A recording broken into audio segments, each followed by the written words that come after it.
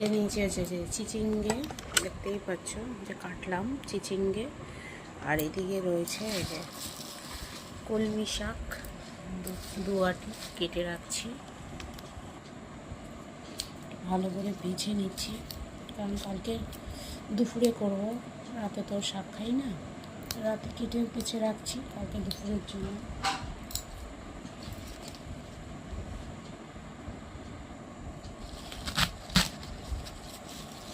ঝিরি ঝিরি করে কেটে নেব।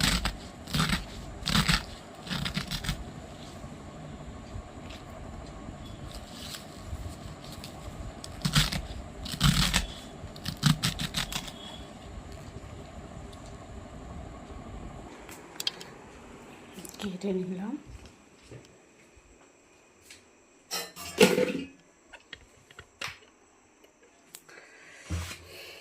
এদিকে চিচিঙ্গে ভাজবো, আর এদিকে চিংড়ি মাছটা ফ্রিজে ছিল বের করে রাখলাম, এটাকে ভাপা করব।